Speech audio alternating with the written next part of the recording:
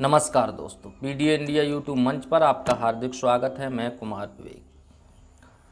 अभी जो है चुनाव चल रहा है, चुनाव का सीज़न चल रहा है क्योंकि 2024 में ही लोकसभा का चुनाव हुआ और जो है सभी पार्टियों ने मिलकर चुनाव लड़ा और चुनाव जीता भी। और जो है स्पष्ट सरकार किसी की नहीं बनी, जो है गठबंधन से ही, जो एनडीए गठबंधन है उसने अपनी सरकार बनाई। लेकिन जो सीटें खाली हुई उत्तर प्रदेश के अंदर, चाहे हरियाणा के अंदर हों या फिर कहीं भी हों, जिन प्रदेशों में उपचुनाव हो रहे हैं, महाराष्ट्र और झारखंड में भी चुनाव चल रहा है, लेकिन उत्तर प्रदेश में भी अभी चुनाव चल रहा है। चुनाव किसका चल रहा है? चुनाव चल रहा उपचुनाव, यानी जो विधायक सांसद बन गए या किसी विधायक की किसी वजह से जो है सीट, जो विधायकी चली गई और सीट खाली हो गई, तो उन सीटों पर उपचुनाव हो रहा है। अब खबर है उन्हीं उपचुनाव को लेकर। उपचुनाव में हर पार्टी अपनी अपनी तैयारी में लगी है। हर पार्टी चाहती है कि उपचुनाव किसी न किसी तरीके से जीता जाए, चाहे वो सपा हो या भाजपा हो। मेन मुख्य पार्टियां तो सपा भाजपा हैं ही, लेकिन तीसरी पार्टी जो है मायावती भी अब की बार उपचुनाव में लड़ रही हैं और मायावती भी अपनी किस्मत आजमा रही हैं। मायावती भी चाहती हैं कहीं न कहीं एक दो सीट निकाली जाए, जिससे कि पार्टी का लगातार जो गिर रहा वोट बैंक है उसमें कुछ न कुछ उछाल आए और जो है पार्टी कहीं न कहीं आगे जाए। लेकिन खबर है अब उत्तर प्रदेश और की राजनीति को लेकर और उत्तर प्रदेश के चुनावों को लेकर। चुनाव चल ही रहे हैं। उत्तर प्रदेश में बड़ी खबर है समाजवादी पार्टी को लेकर। समाजवादी पार्टी जो है 9 सीटों पर चुनाव लड़ रही है और वो अपनी पूरी क्षमता के साथ चुनाव लड़ रही है, क्योंकि जो 2024 में उत्तर प्रदेश में सपा को सफलता मिली है, वही सफलता उपचुनावों में ही सपा चाहती है। सपा को लेकर खबर है 2024 के चुनाव में सपा को राजा भैया ने समर्थन। अब उन्हीं राजा भैया को लेकर बड़ी खबर है। राजा भैया जो है सपा का समर्थन एक बार फिर करने जा रहे हैं, यानी उपचुनाव में भी राजा भैया जो है सपा का ही समर्थन करने जा रहे हैं। राजा भैया जिनकी लोकतांत्रिक जनसत्ता दल पार्टी है, खुद की पार्टी, उन्होंने 2017 में पार्टी बनाई और जो है उससे पहले वो सपा में भी रहे और उससे पहले भाजपा में भी वो रह चुके हैं। लेकिन 2017 में उन्होंने जो है भाजपा के ही समर्थन किया और भाजपा की सरकार बनाने में उन्होंने मदद की। लेकिन चुनाव आए, परिस्थितियां बदली, 2022 में उन्होंने भी भाजपा का ही समर्थन किया। लेकिन 2024 में जो है राजा भैया ने जो है सपा का समर्थन किया और एक दो सीट पर जहां राजा भैया का प्रभाव है, उनके लोग हैं, कार्यकर्ता हैं, वहां उन्होंने सपा को वोट दिलाने में मदद की और वहां सपा को सफलता भी मिली।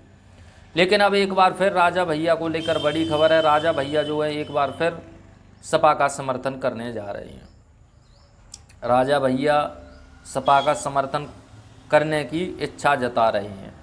मामला है अभी चाहे स्वामी प्रसाद मौर्य हों या फिर जो है पल्लवी पटेल हों और इन लोगों ने, और केशव देव मौर्य हों जो महानदल के हैं, उन्होंने भी जो कुछ दिन पहले सपा का समर्थन किया था। लेकिन राजा भैया ने सपा का समर्थन जो है कौशाम्बी के जो वो हैं इंद्रजीत सरोज, जो कौशाम्बी से विधायक हैं, उन्हीं के बेटे कौशाम्बी से अभी सांसद बने हैं जो है पुष्पेंद्र सरोज, तो राजा भैया ने उनको वोट दिलाने में मदद की। ये दोनों नेता एक दूसरे के धुर विरोधी थे और बसपा में जब इंद्रजीत सरोज रहते थे तो राजा भैया की और बसपा की तो अदावत चलती ही थी, तो राजा भैया उनके मुखर रहते थे। लेकिन एक बार फिर जो है भैया ने जो है 2024 के चुनाव में इंद्रजीत सरोज के बेटे पुष्पेंद्र सरोज को चुनाव जिताने में मदद की और वो चुनाव जीत भी गए।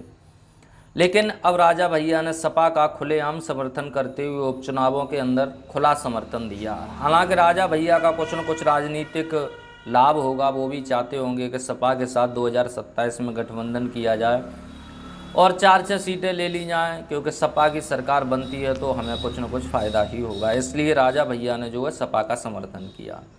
सपा का समर्थन करते हुए जो इंद्रजीत सरोज हैं, उन्होंने राजा भैया के खिलाफ 2019 में एक टिप्पणी की थी, एक गलत भाषण दिया था, जिसको राजा भैया ने लेकर मुकदमा डाला था और कोर्ट में मामला चलाया था। लेकिन अब उसको भी राजा भैया जो है चाहते हैं कि इस मामले को शांत किया जाए और राजा भैया ने उस मामले को शांत किया है। मामला क्या था?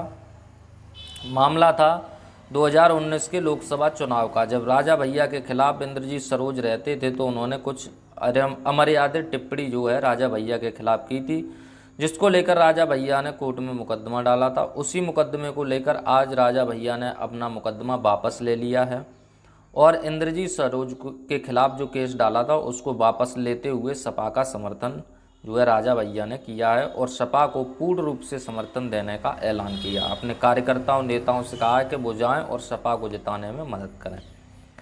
तो आपको क्या लगता है कि राजा भैया के सपा में समर्थन से कितनी सीट पर क्या फ़ायदा होगा, कमेंट में हमें ज़रूर बताएं। चैनल पर नए हैं तो चैनल को सब्सक्राइब जरूर कर दें और वीडियो अच्छी लगी तो लाइक ज़रूर करें।